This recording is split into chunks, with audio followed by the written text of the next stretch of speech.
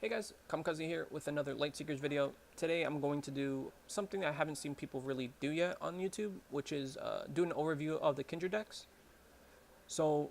Kindred is wave 2 of Lightseekers, wave 1 being Mythical and the base set being Awakening. So Kindred decided to add families.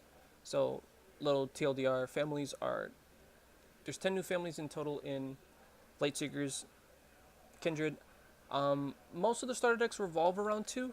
So, for example, the tech would be Machine and Robot, and the Storm one that we're doing today is mostly Beast and Elemental, is kind of hand in hand with it. So, this is the Storm deck, Bestial Brawl. It has Navigator Scuttle as the main hero. On Lightseeker's website, they have a little bit, TLDR, or not TLDR, but like a little kind of explanation of how cool, little things you could do with it, and then they have a little bit of story kind of stuff. They show off one of the big cards of the deck. We'll talk about it a little bit later, and then they come out with the whole deck. So instead of looking at this, and say if you're a new player and you don't really know what a safety crab or a bubblefish does, I made a little picture. So it's literally all the cards and the physical cards showing along with them. So without further ado, let's get into it, right? So first card is the hero, Navigator Scuttle. 29 health, it's pretty decent. Superior in water, which is nice. And then the ability is draw one card when you play a combo that requires two or more water elements. So before we even get into what the combos do, we could just look at, two or more water elements, right?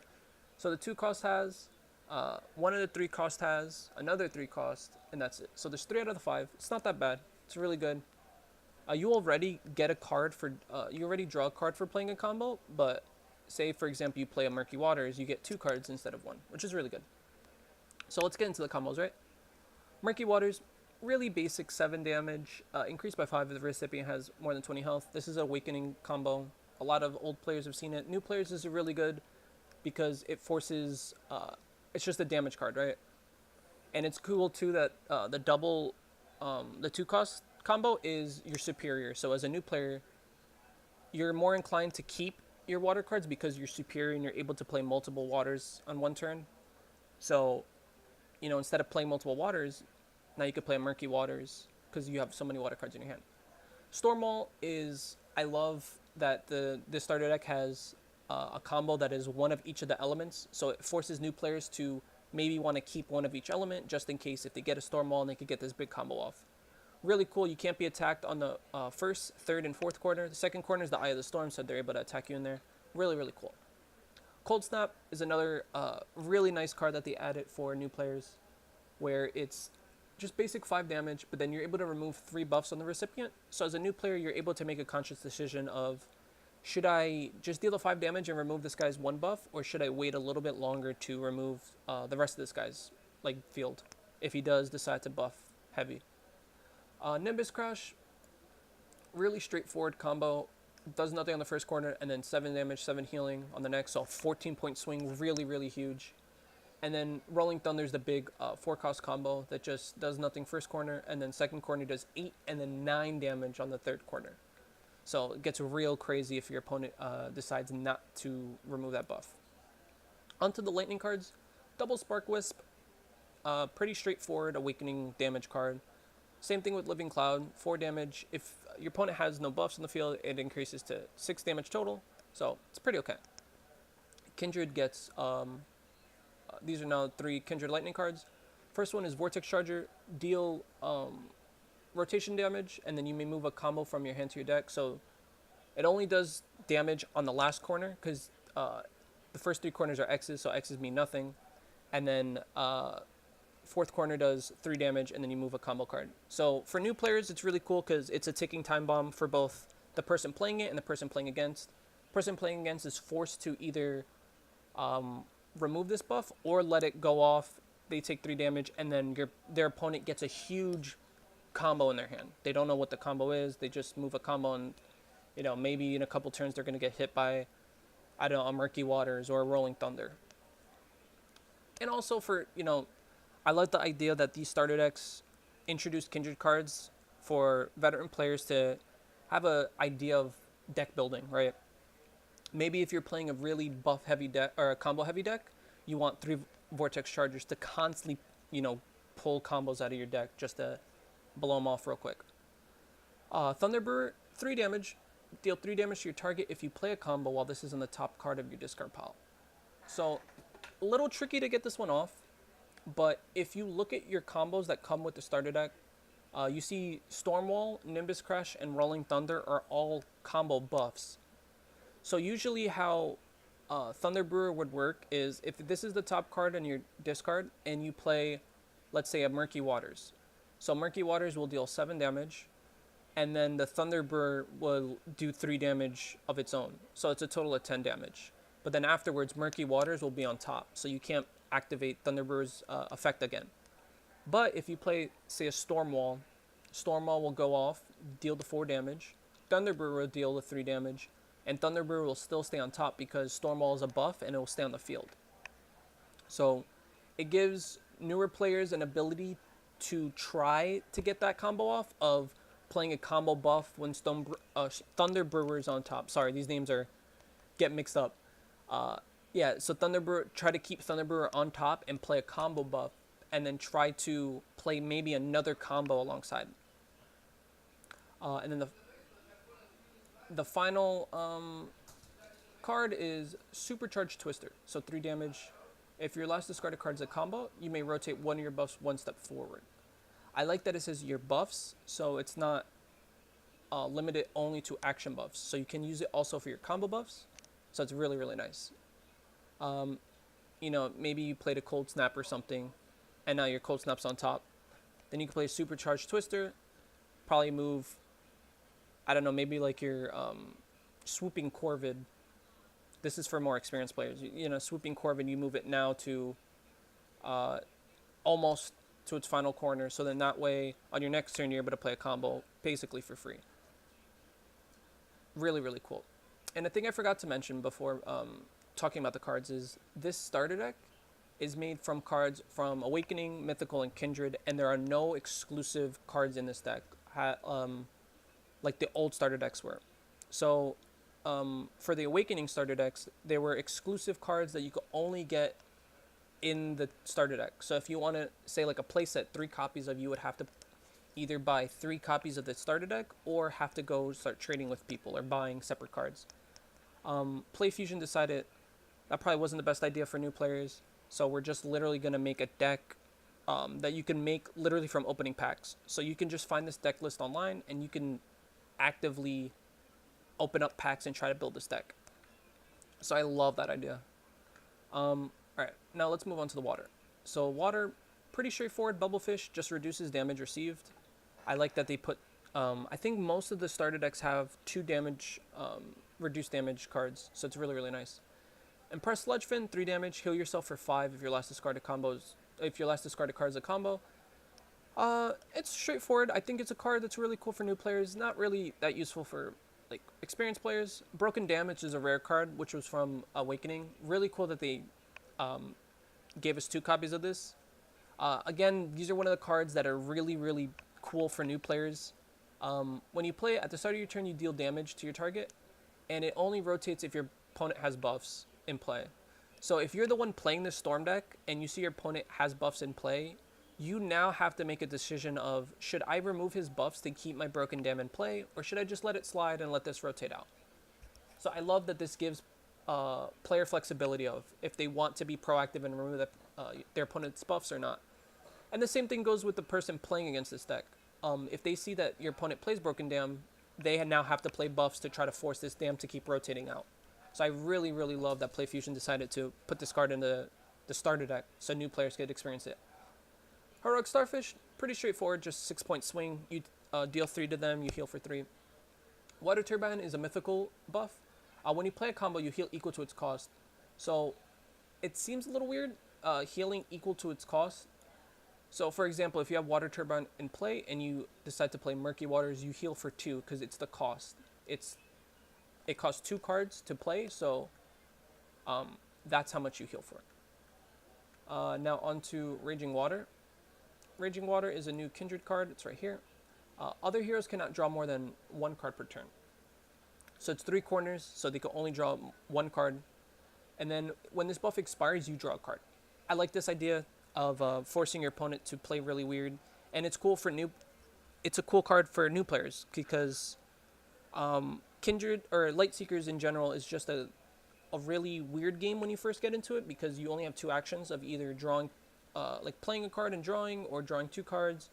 So once you start getting that idea and a person plays a Raging River on you, it gets real crazy because like now they're forcing you to only play either one card and draw, or forcing you to pass your turn and draw 1 card, so you're basically losing an action. So it's a really cool, interesting idea to put that in a starter deck. And then Delivery Crab and what's the other crab? It's just Delivery Crab, right? I think is the only crab we have. But now we have Safety Crab. So nothing in the first 2 corners, and 2 healing, 2 draw on the 3rd corner. So it's really cool. It's a little takes a little while, but sooner or later he'll come and hydrate you and give you a couple of new cards from your deck. Now into air, 3 Thunder Slugs. I think it's great that the Kindred starter decks give triple buff removal.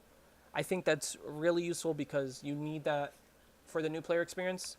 Buff removing in the game is such a key mechanic, so it's nice that every single starter deck comes with 3 buff removal. So I can't keep talking about it. It's just great.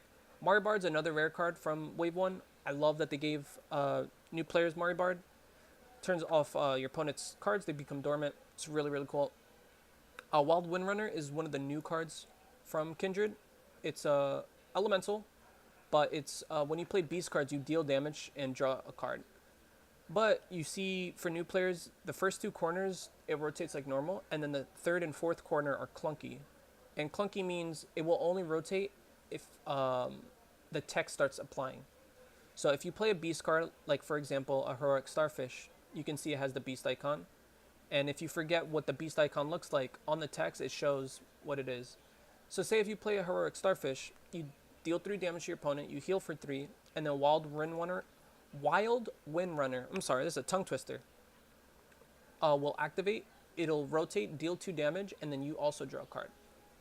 So for one action, you deal 5 damage, heal for 3, and draw a card. Pretty nice. Up next, another Kindred card is Vortex Planes. 1, 2, 3 in the 1st, 2nd, and 3rd corners, and increases damage and healing of your elemental cards. Really straightforward. I love this, the thematic idea of, the vortex, like the tornadoes keep on getting bigger and bigger. So like it just keeps increasing in damage and healing. Really nice. And now I think some of probably the 2 like faces of the deck that you probably like really want are Dust King, who's 3 damage. And if you use this card to pay for a combo, you keep it in your hand instead. So it's really nice. Most of the times, when you play a combo, the cards you use for cost go back in your deck. There's a combo for Storm called Tornado, which forces you to either choose of you keep the cards that you use for cost in your hand, or you draw 2 extra cards in your deck. So Dust King is kind of like a mini-ish awkward form of it. I really like this card. I think it's really cool. And then the card that Play Fusion highlighted was Greedy Gas Bag. It's a burn, so once it gets removed or expires, it stays in your grave or discard pile for good. Move all your combos from your discard pile to your deck. So for new players, it's really cool because you're able to get a second chance at playing your big combo cards that Lightseekers has to offer. But for experienced players, doing a combo, like a combo heavy deck, and getting Greedy Gas Bags to constantly bring the combos back into your deck is really cool. I could definitely see someone coming up with a Greedy Gas Bag combo heavy, like I think Party Planner Nishi is the name of the... We could actually check because I have the database right here. I think that's the name of the card. I think it's Party Planner Nishi. Yeah, this guy. So your deck may contain 6 combo cards. So again, when you get more into Lightseekers and you start messing around with the idea of all the different heroes that they have, you can make a combo heavy 6 combo card deck. So it gets kind of wacky and wild. And the 2 unaligned cards for The Storm deck are Umbron Barkeep. I love the art. Just like Umbron is just being they're not all bad. They decided to get a job at a tavern. 2 healing, and you draw 2 cards if your enemy is holding more cards than you. I like this because, again, Lightseekers is a game where only 2 actions are played. So if you're a new player, you might burn all the cards out of your hand and you may have only a few left. So if your opponent is a little bit more conservative and have a lot more cards than you, you could play this, get a little bit of healing, and then draw 2 cards. So, you try to even the playing field. And the inverse of that is Crushing Charger. If the recipient has 8 or more cards in their hand, you literally put all the cards in their hand back in their deck, and then the top 5 cards you give to your opponent on their deck. So they don't draw it, but practically you just make them draw 5 new cards. You give them a new starting hand. So it's really cool. I like the ebb and flow of Umbron Barkeep and Crushing Charger. When one is, when you don't have enough cards in your hand, you gain more. And then the other is when your opponent has more cards in their hand, they get less. So it's really cool. Overall, I think this deck is really fun and interesting. Also here I put how many elemental beasts and locations. So as you see, it's kind of beast and elemental heavy. And there are some cool combos you could do with the deck. I think this deck is really cool. I love that PlayFusion decided to get rid of the idea of starter deck exclusive cards, because it was really limiting on players. Like, it sucks if you wanted a specific card from a starter deck, so you needed to get 3 copies or try to convince someone who had 1 copy of that starter deck card to trade with you. So it just became like kind of a nuisance and really just awkward to to do. But I hope you guys did enjoy this. I hope this got you interested in this deck. If not, I'll try to come out with the 5 other videos for the other starter decks, because the other starter decks have a lot of cool stuff.